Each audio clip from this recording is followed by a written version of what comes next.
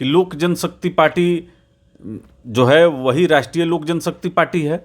माननीय प्रधानमंत्री जी के नेतृत्व में हमारे नेता काम करते आए हैं और हम बड़े ईमानदार और मजबूत सहयोगी हैं।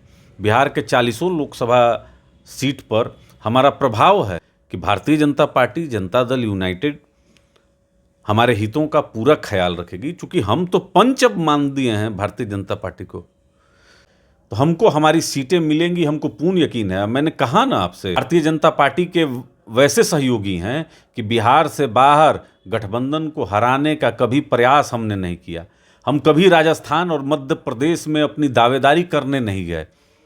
हम तो बिहारी हैं और बिहार की अस्मिता के लिए लड़ते हैं। गठबंधन तोड़कर तेजस्वी प्रसाद यादव को नहीं जिताने में मदद किए राघोपुर से? क्या तेज प्रताप यादव को हसनपुर में मदद नहीं किए? भागलपुर हो या और कई जगह हैं, कहाँ कहाँ का उदाहरण दें। अब देखिए, अब वापस इस गठबंधन में आए हैं, आकर अपना जो है कि अब आप देख लीजिए, औरंगाबाद की सभा में माननीय प्रधानमंत्री की सभा थी, एब्सेंट रहे थे, एब्सेंट रहे। उसमें हमारे नेता, हमारे प्रदेश अध्यक्ष आदरणीय प्रिंस राज पासवान जी भी थे, हमारे राष्ट्रीय अध्यक्ष आदरणीय पशुपति कुमार पारस जी भी थे। बेगूसराय में भी चिराग पासवान कहीं दिखाई नहीं दिए।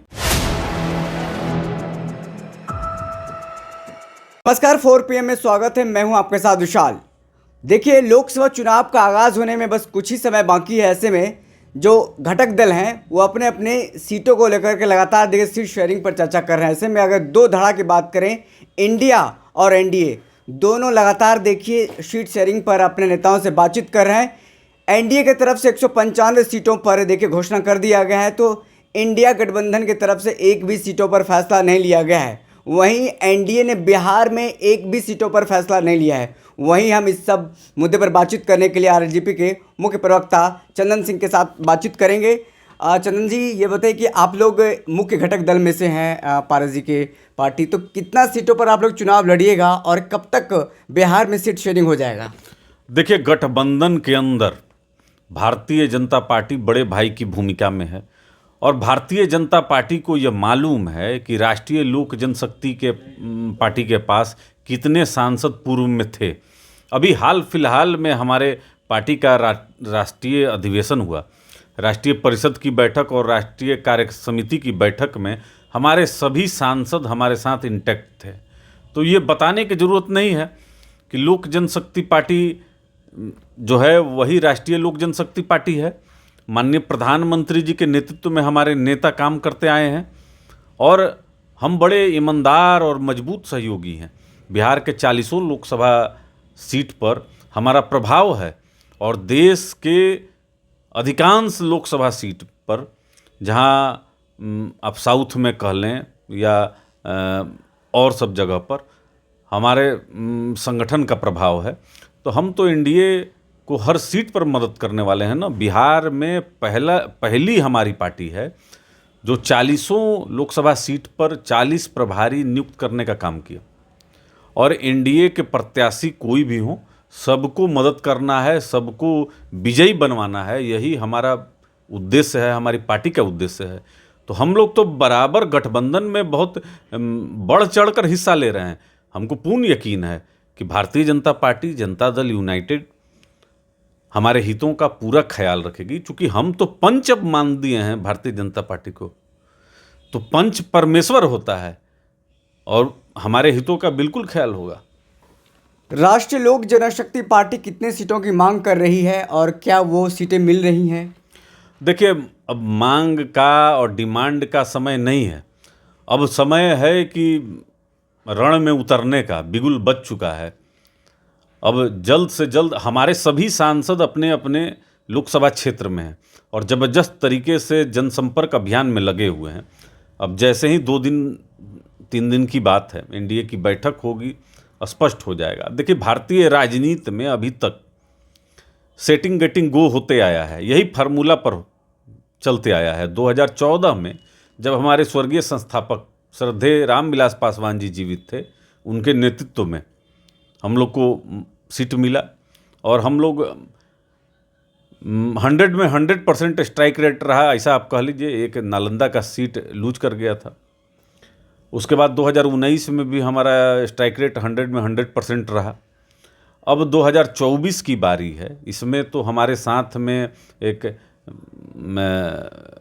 हमारे चिराग जी थे, वो अब दल से बाहर चले गए, एक अपना दल बना लिए पार्टी तोड़कर। तो अब हम लोग इस गठबंधन में 2014 से हैं। अब बहुत ईमानदारी और निष्ठा के साथ है, माननीय प्रधानमंत्री के साथ हमारे नेता भी काम करते आ रहे हैं। तो सबको मालूम है 5 सांसद आदरणीय जेपी नड्डा जी के सामने भी थे, हमारे राष्ट्रीय अधिवेशन में भी थे, और देश के तमाम 140 करोड़ जनता के सामने हमारे सांसद चट्टानी एकता के साथ हमारे नेता के साथ खड़े रहे हैं। तो हमको हमारी सीटें मिलेंगी, हमको पूर्ण यकीन है। मैंने कहा ना आपसे कि भारतीय जनता पार्टी को हम लोग पंच परमेश्वर मान दिए हैं, तो अब वो पंच हैं, जज कह लीजिए, जो कह लीजिए, अब वो न्याय करेंगे और हम लोग उस न्याय को स्वीकार करेंगे। चंदन जी, सवाल उठता है कि आपके जो लोजपा है वो 2 धड़ा है, एक चाचा एक भतीजा का, तो इस पर चाचा पर भारी भतीजा पड़ता हुआ नजर आ रहा है। ऐसा कुछ खबरें सामने आ रही है कि 5 सीटें जो मांग रहे थे चिराग पासवान को 4 सीट मिल रहा है, लेकिन आप लोग को 1 या 2 से संतोष करना पड़ेगा। देखिए, बहुत सारा खबर जो है इस तरीके का चलता रहता है, हम लोग उस पर ध्यान नहीं देते हैं। और जहाँ तक बात रही कि वो मजबूत हैं हम हल्के हैं, देखिए बिहार जो है चाणक्य की धरती है, और यहाँ बहुत सारे ऐसे उदाहरण गढ़े गए हैं। यहाँ पर तो चिराग पासवान भी उपचुनाव लड़कर देखे हैं, जमानत जब्त हुई है। परिषद की 6 सीटों पर वो अपना उम्मीदवार उतारे थे, उनका जमानत जब्त हुआ है। और हम यहीं हाजीपुर में एक विधान परिषद की सीट को जिताने में भी कामयाब रहे हैं। हमसे हमारे गठबंधन के किसी भी सहयोगी को कभी कोई परेशानी नहीं हुई। हम भारतीय जनता पार्टी के वैसे सहयोगी हैं कि बिहार से बाहर गठबंधन को हराने का कभी प्रयास हमने नहीं किया। हम कभी राजस्थान और मध्य प्रदेश में अपनी दावेदारी करने नहीं गए। हम तो बिहारी हैं और बिहार की अस्मिता के लिए लड़ते हैं। जनता के हक और हकूक़ के लिए बराबर हमारे नेता सदन में आवाज़ उठाते रहे हैं। तो चिराग पासवान तो बहुत सारे जगहों पर चुनाव लड़े हैं, क्या पश्चिम बंगाल, क्या झारखंड, क्या उत्तर प्रदेश, क्या राजस्थान, क्या मध्य प्रदेश, और नोटा से भी वो चुनाव हार जाते हैं। और आप बात करते हैं कि वो उनको बहुत सीटें मिल रही हैं, अपनी पार्टी का विस्तार कर रहे हैं, इसमें गलती क्या है? नहीं, पार्टी का विस्तार करें, लेकिन अगर गठबंधन धर्म है, आप बात को समझिए जी। आप अगर किसी गठबंधन में हैं, आपको उसके मर्यादा का ध्यान रखना चाहिए। चिराग पासवान क्या गठबंधन तोड़कर तेजस्वी प्रसाद यादव को नहीं जिताने में मदद किए राघोपुर से? क्या तेज प्रताप यादव को हसनपुर में मदद नहीं किए? भागलपुर हो या और कई जगह हैं, कहाँ कहाँ का उदाहरण दें। अब देखिए, अब वापस इस गठबंधन में आए हैं, आकर अपना जो है कि अब आप देख लीजिए, औरंगाबाद की सभा में माननीय प्रधानमंत्री की सभा थी, एब्सेंट रहे थे, एब्सेंट रहे। उसमें हमारे नेता, हमारे प्रदेश अध्यक्ष आदरणीय प्रिंस राज पासवान जी भी थे, हमारे राष्ट्रीय अध्यक्ष आदरणीय पशुपति कुमार पारस जी भी थे। बेगूसराय में भी चिराग पासवान कहीं दिखाई नहीं दिए। आज बेतिया में सभा है माननीय प्रधानमंत्री जी का, वहाँ भी नहीं दिखाई दिए। तो देखिए, ब्लैकमेल की पॉलिटिक्स, राजनीति, यह कभी भी बिहार के हित में नहीं है, देश हित में नहीं है। हम लोग देश और बिहार को गढ़ने में लगे हुए हैं माननीय प्रधानमंत्री जी के साथ, और उनका हाथ को मजबूत करने का हम लोग काम करते हैं। ब्लैकमेल और दबाव की राजनीति नहीं करते हैं। आखिरी सवाल, जनता, सांसद, गठबंधन, सभी लोग हमारे साथ हैं। आखिरी सवाल है चंदन जी, कब तक सीट शेयरिंग का फॉर्मूला तय हो जाएगा बिहार में? क्योंकि और भी राज्यों में देखिए लगभग तय हो गया, लेकिन बिहार ऐसा राज्य है जहाँ भाजपा छूने की हिम्मत नहीं कर रही है।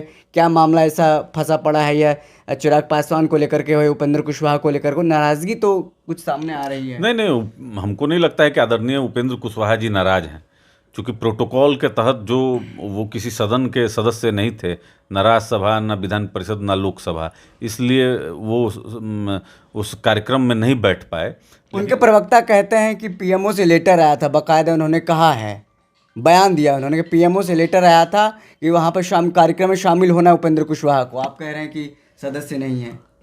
नहीं, अब हम तो उन्हीं के प्रवक्ता के हवाले से आपको कह रहे हैं कि इस कारण से वो मंच पर नहीं बैठ पाए। खैर, लेकिन हमको लगता है कि आदरणीय उपेंद्र कुशवाहा जी नाराज नहीं हैं, वो बहुत सम्मानित नेता हैं गठबंधन के, और समय आने दीजिए। चूंकि गठबंधन का स्वरूप थोड़ा बदला है, कुछ नए सदस्य इस एनडीए गठबंधन में आए हैं, थोड़ा सा समय दीजिए, सब सेट हो जाएगा। और बहुत 2-3 दिन की बात है, 2 से 4 दिन में सब स्पष्ट हो जाएगा स्थिति।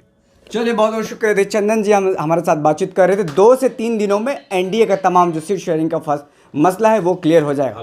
फिलहाल इस खबर में इतना ही, बहुत बहुत शुक्रिया।